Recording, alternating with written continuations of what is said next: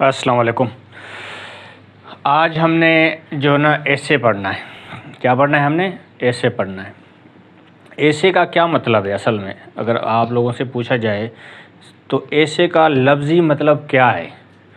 अक्सर आपने सुना होगा एसे का लफ्ज़ी मतलब है वाट आई से, जो मैं कहता हूँ या कह रहा हूँ या कह रहा हूँ। ठीक है, तो उसका मतलब क्या है? वाट आई से का मतलब है एसे। ठीक है, जहाँ वाट आई डिस्कस भी कह सकते हो आप। इसकी लिटरल मीनिंग काफ़ी सारी हैं, पर आम तौर पे हमारे CSS फील्ड में अगर हम लेते हैं तो उसका क्या मतलब लेते हैं कि जो मैं कह रहा हूँ। ठीक है, तो अब जो मैं कहूँगा या जो मैं कह रहा हूँ किस में, अब उस वो राइटिंग एक्सप्रेशन की बात हो रही है। ठीक है, यहाँ पे बोलने की बात नहीं हो रही है, राइटिंग की। तो मोस्ट इम्पॉर्टेंट जो चीज़ है एसे में, उसको हम सबसे पहले डिस्कस करें। क्या है वो मोस्ट इम्पॉर्टेंट चीज़ आपके एसे में है? एम्बिट ऑफ द एसे। क्या? एम्बिट ऑफ द एसे जो ना सबसे ज़्यादा इम्पॉर्टेंट है।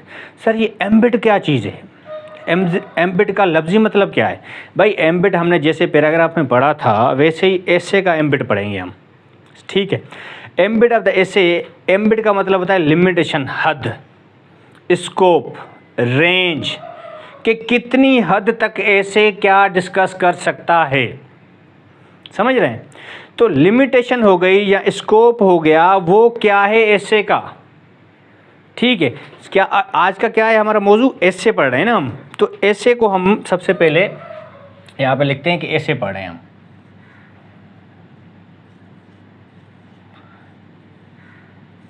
ठीक हो गया, ये हो गया आपका एसे। अब हम क्या पढ़ रहे हैं भाई? एम्बिट ऑफ द एसे।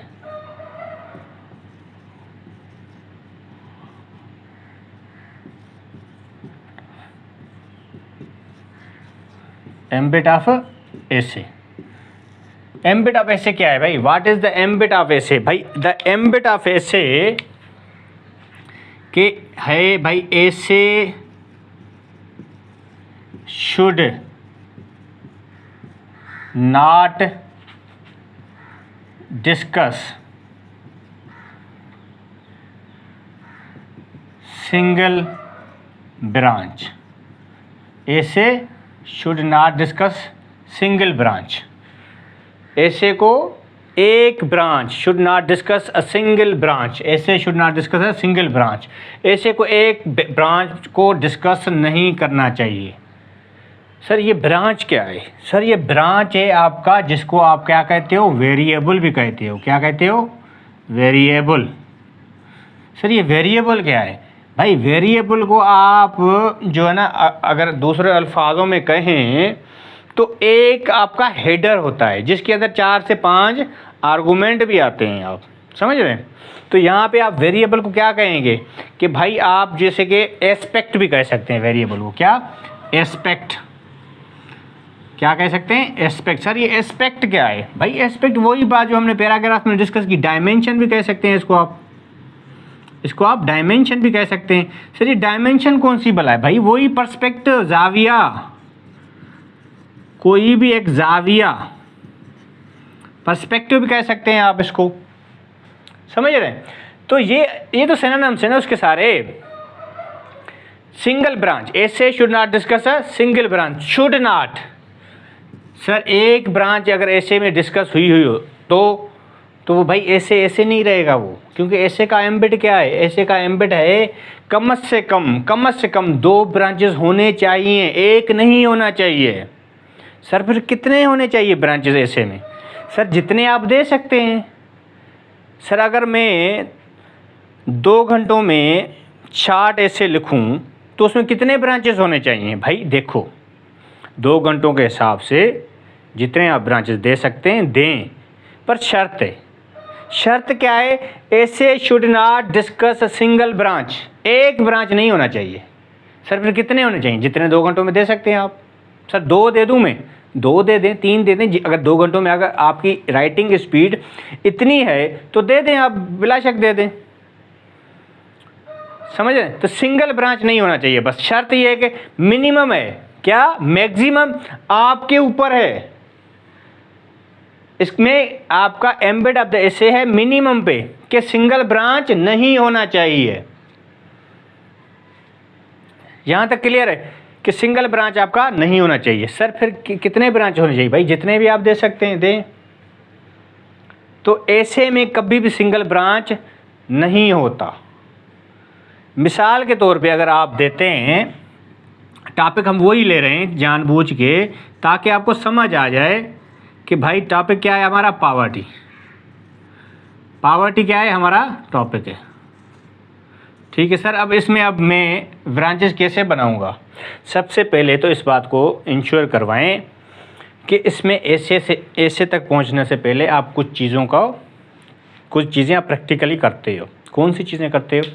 जब भी आप पेपर में बैठोगे, पेपर की बात कर रहा हूँ मैं, आप सबसे पहले ब्रेन स्टॉर्मिंग करोगे। क्या करोगे? ब्रेन स्टॉर्मिंग करोगे। जब आपने ब्रेन स्टॉर्मिंग कर ली, तकरीबन आपके 30-35 आइडियाज़ 40 आइडियाज़ आपने रफ़ पे लिख लिया। रफ़ पेज पे करेंगे ब्रेन स्टॉर्मिंग, आपकी रफ़ पेज पे होगी।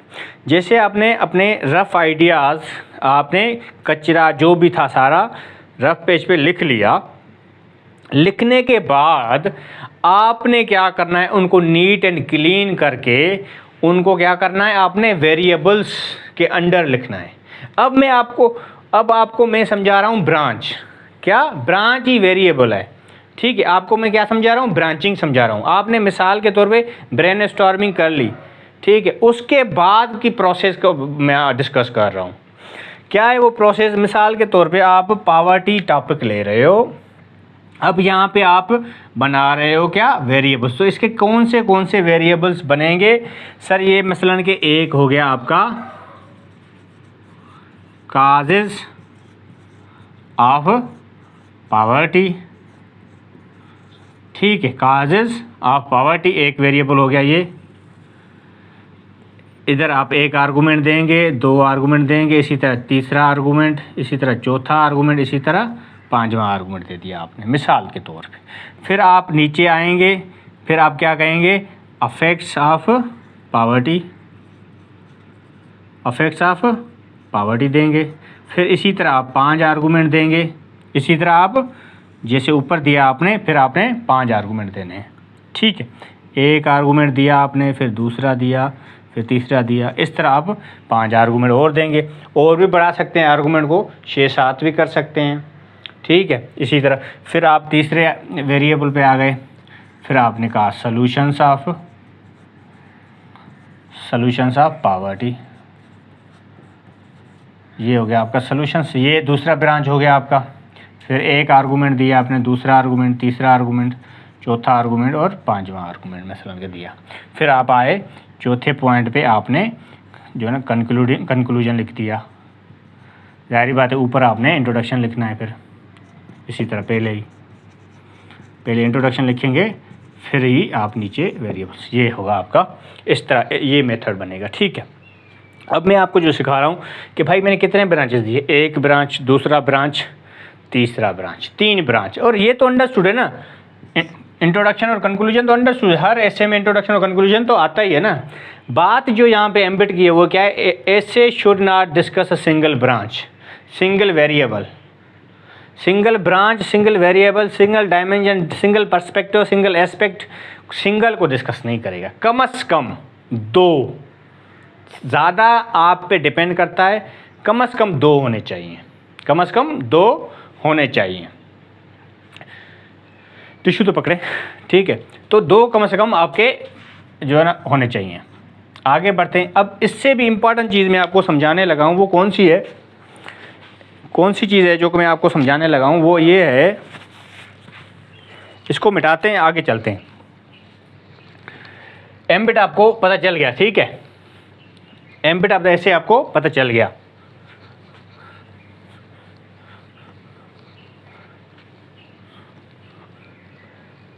अब आते हैं हम आपकी जो मोस्ट इम्पॉर्टेंट चीज़ है उस पे आते हैं।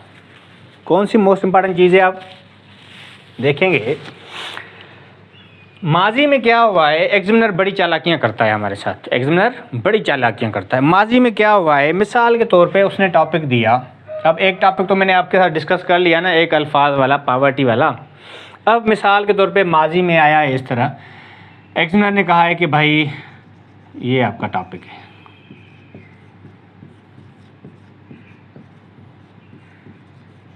एग्जामिनर ने क्या कहा है भाई, ये टॉपिक है causes of poverty, causes of poverty. क्या दिया इसने, फ्रेज दिया है।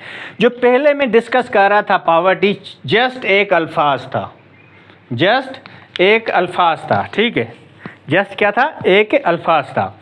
अब एग्जामिनर ने क्या किया है, एग्जामिनर ने कहा है कि भाई काजेज ऑफ पावर्टी पे इससे लिखो। क्या कहा, काजेज ऑफ पावर्टी पे इससे लिखो। अब इनको ब्रेक करना बड़ा मसला बन जाता है, इनको ब्रेक करना बड़ा मसला बन जाता है। अक्सर जो है ना, अब आपने सुना होगा सर प्रॉब्लम ऐसे है तो हम काजेज देंगे, इफ़ेक्ट्स देंगे और सॉल्यूशंस देंगे, बात ख़त्म। अब यहाँ पे उसने वेरिएबल के साथ प्रॉब्लम को जोड़ दिया, तो हम इन चीज़ों को क्या कहेंगे, हम ये क्या सीख रहे हैं, हम सीख रहे हैं हाउ टू मेक, ठीक है, हाउ टू मेक वेरिएबल्स। ऐसे के बड़े से बड़ी इम्पॉर्टेंट से इम्पॉर्टेंट जो चीज़ है वो ये है कि भाई जिसको वेरिएबल्स बनाना आ गए, समझो उसका ऐसे यहाँ से करेक्ट हो गया।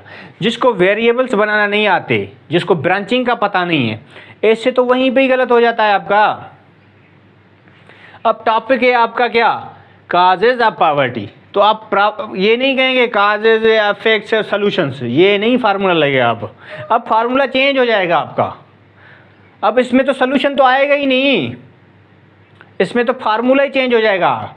एग्जामिनर ने कहा है, फ्रेज में दिया है काजेज ऑफ पावर्टी, तो आप कैसे इसको ब्रांचिंग बनाएंगे, इसकी ब्रांचिंग कैसे बनेगी, इसकी ब्रांचिंग, अब वो फार्मूला चला जाएगा, इसकी ब्रांचिंग बनेगी आपकी किस तरह। पहले तो आपका आएगा इंट्रोडक्शन, ये तो क्लियर हो गया ना कि आप पहले क्या देंगे, इंट्रोडक्शन देंगे, ठीक है, वो तो अंडरस्टूड सी बात है, इंट्रोडक्शन और कंक्लूजन।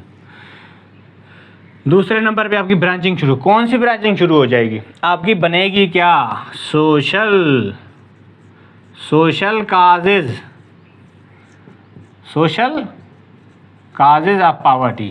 पहला ब्रांच ये बनेगा, कौन सा, सोशल काजेज ऑफ पावर्टी। आप फिर इसके नीचे लिखेंगे एक आर्गूमेंट, दो आर्गूमेंट, तीन आर्गूमेंट, चार आर्गूमेंट, इसी तरह 5 आर्गूमेंट, जितने आप लिखना चाहें लिख सकते हैं, 10 लिखना चाहें 10 लिख सकते हैं। पहला आपका ब्रांच क्या बनेगा इसका, सोशल काजेज ऑफ पावर्टी। इसी तरह आप दूसरा आपका क्या बनेगा, आपका इकोनॉमिक, ऊपर भी दे सकते हैं इकोनॉमिक आप, ठीक है, economic causes, economic causes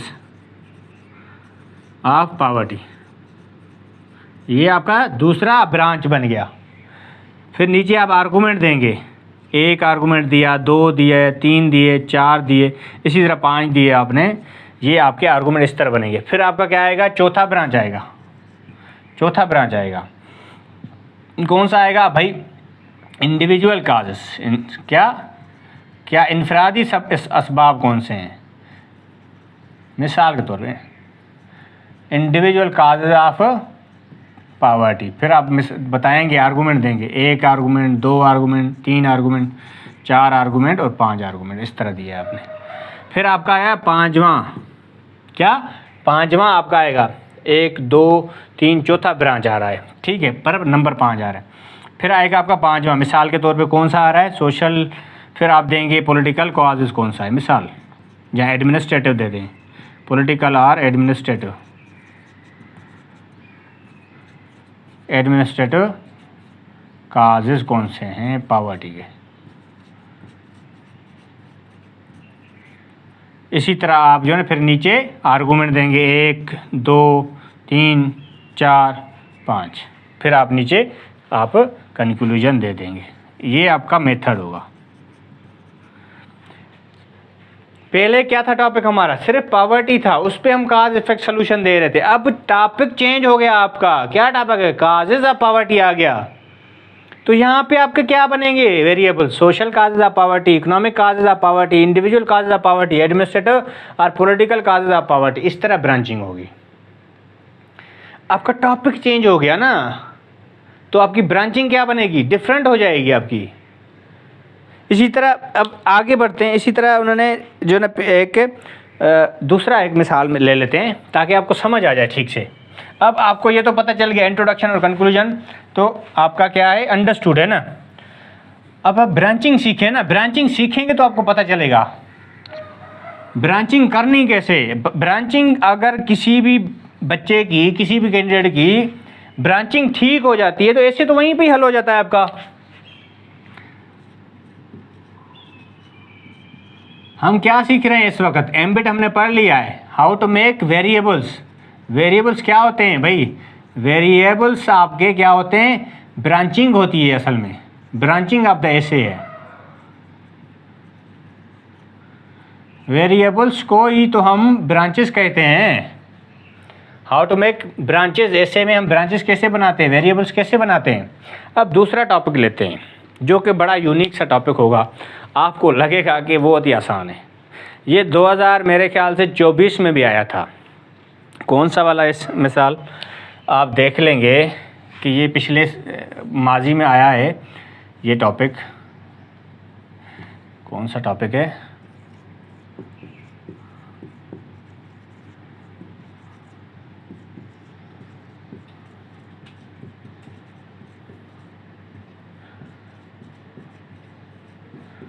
strategies to elevate poverty. क्या है, स्ट्रेटजीज टू एलिवेट पॉवर्टी। बताएं कौन सी प्लानिंग, कौन सी स्ट्रेटजीज हैं पॉवर्टी, गुर्बत को ख़त्म करने की। क्या पूछ रहा है, सलूशन पूछ रहा है।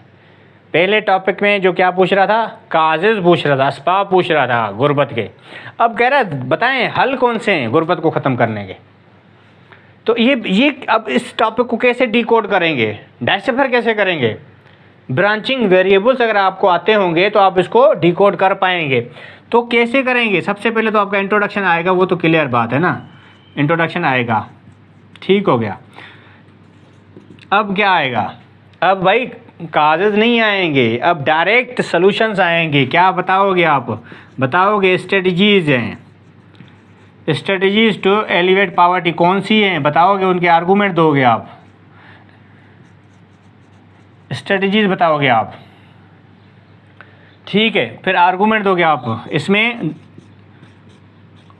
4-5 आर्गूमेंट दोगे आप कि कौन सी strategies to elevate the poverty. Poverty गुर्बत को ख़त्म करने के लिए कौन से मनसूबाबंदी हैं, कर सकते हो आप, दे सकते हो, बता सकते हो, कौन सी प्लानिंग है, इस तरह दोगे, ठीक है। फिर आपका दूसरा कौन सा ब्रांच बनेगा, तीसरा मतलब हाँ दूसरा बनेगा, इंट्रोडक्शन पहला है, ठीक है।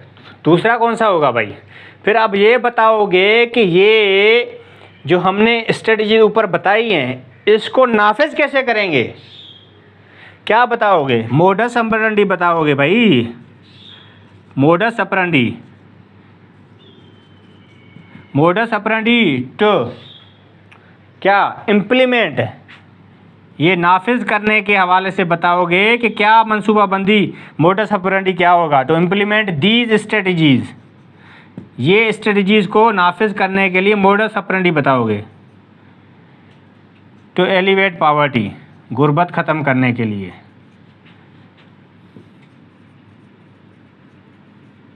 बताओगे कौन सी आप मंसूबाबंदी को कैसे कैसे नाफिज करोगे, ये आर्गूमेंट दोगे आप, 1 हो गया, 2 हो गया, 3 आर्गूमेंट, 4 5 ABCDEF 6, इस तरह आप बताओगे कौन सी आपके मोडस ऑपरेंडी है, इम्प्लीमेंट दीज स्ट्रेटजी, ऊपर वाली स्ट्रेटजीज टू एलिवेट पॉवर्टी, समझ रहे हैं।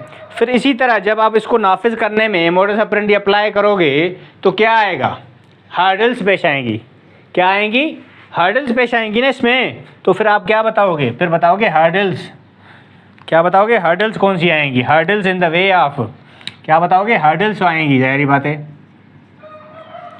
Hurdles in the way of, किस में आएंगी, मोडस ऑपरेंडी में, इन the way of the implementation. जब आप इम्प्लीमेंट करोगे तो क्या आएंगी, रुकावटें आएंगी ना, रुकावटें आएंगी, ठीक है।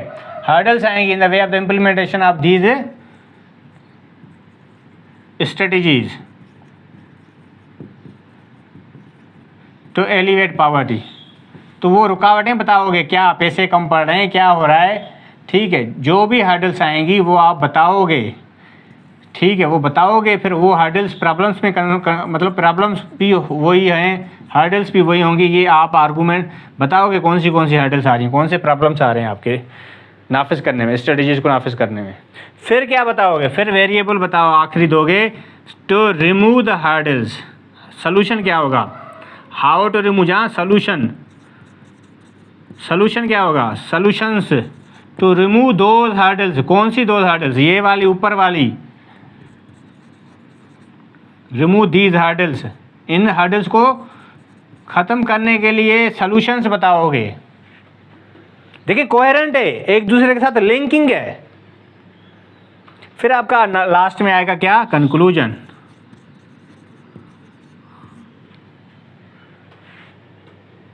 ये 2024 में भी इस तरह का ऐसे आया है, कौन सा, जो था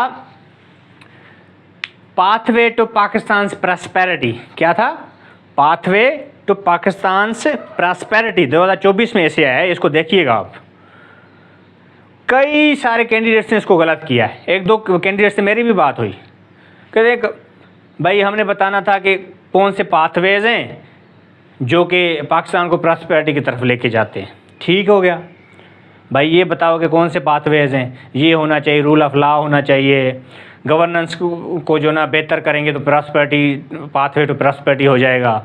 ठीक है, आप जुडिशरी को बेहतर करेंगे तो पाथवे टू प्रॉस्पेरिटी आ जाएगा, इकोनॉमी को बेहतर करेंगे तो पाथवे टू प्रॉस्पेरिटी हो जाएगा।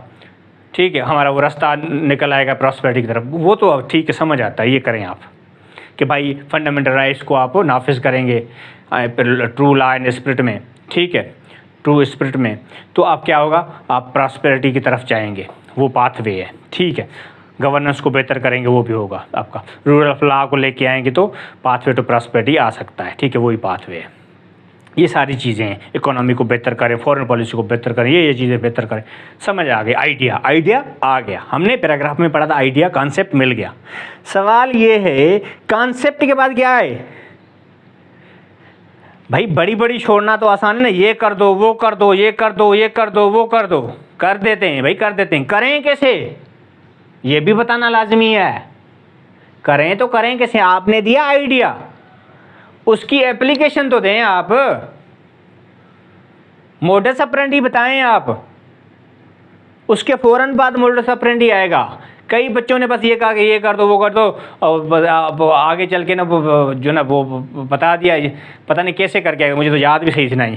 पर होना ऐसे चाहिए, आप सबसे पहले बताएंगे what are the pathways to Pakistan prosperity, एक बताएंगे, 7-8 आर्गूमेंट देंगे उसमें। फिर बताएंगे कि उन पाथवेज को नाफिज कैसे करें। वो आइडिया थे ना, आपने कहा गवर्नेंस को थे, आप हम जो ना सही करेंगे तो प्रॉस्पेरिटी की तरफ जाएंगे। ठीक हो गया, समझ आ गई। अब सवाल ये होता है, गवर्नेंस को सही कैसे करें।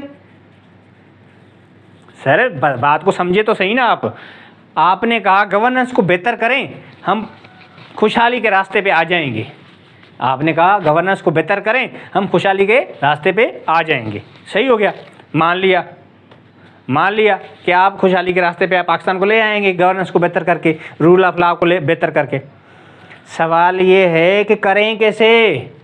भाई आप सिविल ब्यूरोक्रेट बनने जा रहे हो, कल को आईजी लगोगे, कल को चीफ सेक्रेटरी लगोगे, आप पॉलिसी मेकिंग का हिस्सा होंगे। आप कैसे आइडियाज़ दोगे, आइडिया फेंक के चले आओगे मीटिंग के बाद कि सर ये कैसे कर दें। सर वो पूछेंगे आपसे, सीएम साहब, पीएम साहब, करें तो करें कैसे, मोडस ऑपरेंडी तो दें आप अपनी आइडिया की। तो उसके बाद क्या था, करना कैसे है भाई, मेरिटोक्रेसी को लेके आओ, कैसे करें, जुडिशरी को सख्त करो, ट्रुथलेस जो है ना, क्या कहते हो आप उसको, वाइब्रेंट जो है ना, और अकाउंटेबिलिटी को स्ट्रांग करो, करप्शन को 0% टॉलरेट करो, मतलब कि चाइना मॉडल अप्लाई करो। कैसे करें, मोडस ऑपरेंडी दो, पॉलिसी बताओ, 5 ईयर पॉलिसी बताओ, 10 ईयर पॉलिसी बताओ, कोई ऐसी पॉलिसी बताओ भाई। ऐसे चाइना ने, सिंगापुर ने, फलाना मलेशिया ने, इन्होंने ये कैसे उपाय लिए हैं, कैसे मेजर्स लिए हैं, जिसकी वजह से ये सारा कुछ हो गया। वो तरक्की याफ्ता कंट्री तो प्रॉस्पेरिटी की तरफ चल पड़े हैं।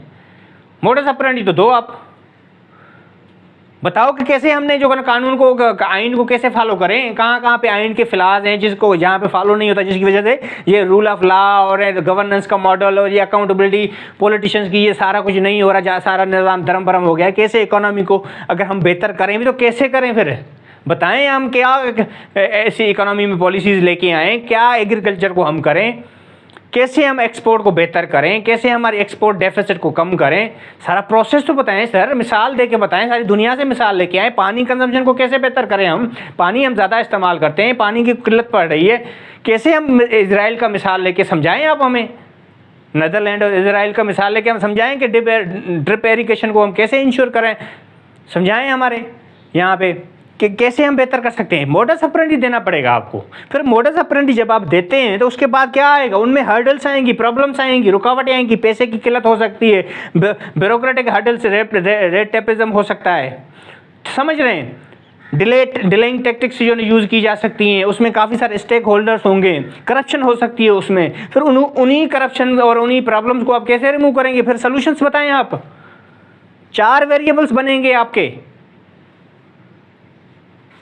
तभी जाके वो जो आपका था ऐसे पाथवे टू पाकिस्तान प्रॉस्पेरिटी, तभी वो जाके उसका जो पूरा जो है ना, उसका क्या बताया है, लॉजिकली एक सीक्वेंस भी बनेगा और लॉजिकली उसके वेरिएबल्स बन रहे हैं, वरना कैसे बनाएंगे आप सोल्यूशंस पे। यही तो उन्होंने फिराक घुमा के दिया है, strategies to elevate poverty, pathway to Pakistan prosperity 2024 में आया। ऐसे इस तरह ही करना था उसको, वरना किस तरह होगा बताएं आप।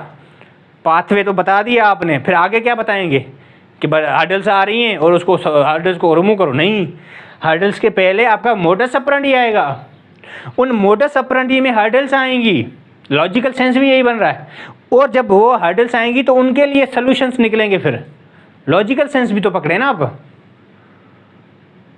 जब आपने आइडिया दिया तो उसमें हर्डल्स नहीं आएंगी, जब आप उनको इम्प्लीमेंट करेंगे तो हर्डल्स आएंगी। जब वो हर्डल्स आएंगी तो वो उनको रिमूव करने के लिए अलग अलग आपने मेजर्स लेने। फिर ये आपका था हाउ टू मेक वेरिएबल्स। ये बहुत ही इंपॉर्टेंट, कम से कम मेरे ख्याल से 100 से 200 एसेज के आपको वेरिएबल्स बनाने चाहिए अगर आपने एसे को एक्सेल करना है, मास्टरी हासिल करनी है।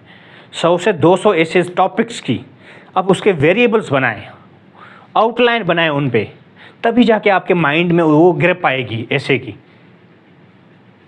समझ रहे हैं।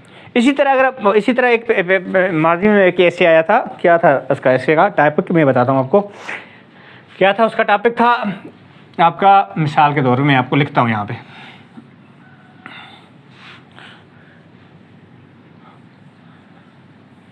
वीडियो लंबी तो नहीं हो रही।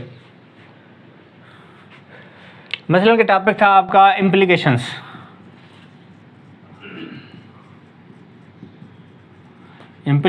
of terrorism, इसके वेरिएबल्स कैसे बनेंगे, वही फार्मूला लगेगा जो कागज़ में लगाया मैंने कि इसके इकोनॉमिक इम्प्लीकेशंस क्या हैं, असरात क्या हैं। इम्प्लीकेशन मतलब इफ़ेक्ट्स, सही है। अब बताओगे कि भाई इसके पॉलिटिकल काजेज़ क्या हैं, असरात क्या हैं, इसके मुआशी असरात क्या हैं, समाजी असरात क्या हैं, इस तरह साइकोलॉजिकल असरात क्या हैं, क्योंकि टॉपिक है ना ऐसा, टॉपिक ऐसा है ना, इसके साइकोलॉजिकल भी निकल सकते हैं, इसके साइकोलॉजिकल भी असरात निकल सकते हैं, साइकोलॉजिकल असरात भी निकल सकते हैं, मुआशी असरात भी निकल सकते हैं, इकोनॉमिक।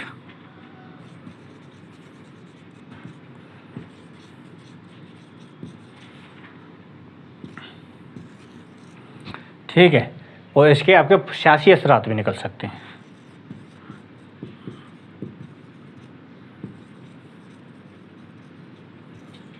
ये आपका जुड़ेगा इस तरह, ये आपका कम से कम 3 वेरिएबल होंगे आपके। मैंने क्या कहा था, एम्बेड ऑफ द ऐसे क्या है, ऐसे should not discuss a single branch, एक ब्रांच नहीं होना चाहिए, बाकी आपके जितने ब्रांचेस हो आप टाइम को माइंड में रखते हुए उसके जितने बना सकते हैं बनाएं, ठीक है। बाकी मिनिमम लिमिटेशन है, मैक्सिमम पे लिमिटेशन बिल्कुल भी नहीं है। हाँ, ये कोशिश करेंगे इतने भी ना हो कि एक सब्जेक्टिव आउटलुक आ जाए कि भाई एक ऐसे है जिसमें आपने दो आइडियाज़ दे के 10 कोई वेरिएबल बना दिए, वो थोड़ा सब्जेक्टिव लगेगा, वो लगेगा वो पाकिस्तान स्टडी या करंट अफेयर का कोई सब्जेक्ट आप अटेम्प्ट कर रहे हैं, तो वो थोड़ा मोनोटोनियस और बोरिंग सा हो जाएगा। इतने ना हो, बाकी लिमिट ऊपर पे लिमिट नहीं है, नीचे पे आपकी मिनिमम पे लिमिट है। अब इसके साथ साथ मैं एक बात बताता जाऊँ, क्योंकि लेक्चर ये लंबा होता जा रहा है, तो मैं आपको एक बात बता दूँ, इसमें जो ऐसे में जो बहुत इंपॉर्टेंट चीज़ें हैं, एक तो आपका वेरिएबल है, इसमें कोई शक नहीं है, ठीक है। इंट्रोडक्शन बहुत इंपॉर्टेंट मैटर करता है बड़ा, जिसमें आपका थीसिस स्टेटमेंट कहाँ पे होनी चाहिए, और इंट्रोडक्शन में आजकल तो बड़े रूमर्स जा रहे हैं कि भाई काउंटर आर्गूमेंट होना चाहिए, ठीक है। उसके साथ थीसिस स्टेटमेंट किस तरह की होनी चाहिए, इस पर भी बड़ी डिबेट चल रही है। और उसके साथ साथ आपका टर्म को कहाँ डिफ़ाइन करना चाहिए, ऐसे कोई टेक्निकल टर्म आ जाता है ऐसे टॉपिक में, तो उसको कहाँ पे डिफ़ाइन करना चाहिए, कहाँ पे नहीं करना चाहिए, ये एक बड़ी इस पे बड़ी एक डिबेट है, बहस है। और दूसरा आपका आता है कंक्लूडिंग, एक तो कोहेरेंस इन ऐसे आता है, कोहेरेंस इन ऐसे बड़ी इंपॉर्टेंट चीज़ है। अक्सर जो है ना, अक्सर कैंडिडेट्स को ये भी नहीं पता कि कोहेरेंस इन पैराग्राफ ऐसे देते कैसे हैं। कोहेरेंस इन पैराग्राफ तो समझ आती है, कोहेरेंस इन ऐसे क्या है इसको समझना बहुत ज़रूरी है, बहुत लाजमी है, और उसको मैं आपको ठीक से बताऊँगा, अलग से लेक्चर करूँगा इस पर। और दूसरा आपका आता है कंक्लूडिंग पैराग्राफ, जिसको हम कंक्लूजन कहते हैं। उसमें क्या होता है, रीस्टेटमेंट ऑफ थीसिस स्टेटमेंट किस तरह दी जाती है, ठीक है। ये सारी चीज़ें इंशाल्लाह अगले जो हमारे लेक्चर्स होंगे। और दो बड़ी बातें, डिक्शन और सेंटेक्स, ये लाजमी इन पे काम करना चाहिए। डिक्शन क्या होता है, सेंटेक्स क्या होता है, इस पे टाइम लगेगा, तकरीबन 1 से 2 माह 3 माह लग जाते हैं काम करते, अगर आप ठीक से काम करें। इस पे मैं कोशिश करूँगा कि आहिस्ता आहिस्ता जो ना 1-2 वीडियो हर वीक, हर 2 वीक के बाद, 1 वीक के बाद, या 2 वीडियो, 3 वीडियो, 4 वीडियो जो ना सेंटेक्स को नज़र में रखते हुए और डिक्शन को नज़र में रखते हुए एक वीडियो बनाऊँ, ताकि आप लोगों की ज़्यादा से ज़्यादा हेल्प हो जाए। और उन वीडियोज़ को सुन के आप प्रैक्टिस करेंगे, लिस्टें बनाएंगे और प्रैक्टिस करेंगे सेंटेक्स पे ज़्यादा से ज़्यादा, और डिक्शन को ज़्यादा से ज़्यादा इस्तेमाल करेंगे, तो मेरे ख्याल से ऐसे में आपकी जो राइटअप है ना ऐसे का, वो बहुत आला हो जाएगा इंशाल्लाह। आपका ऐसे फिर आराम से पास भी हो जाएगा, अगर आप मैक्सिमम प्रैक्टिस करेंगे ऐसे लिखने की। तब तक के लिए अल्लाह हाफ़िज़, दुआ में याद, इंशाल्लाह जल्द मिलते हैं नेक्स्ट लेक्चर में।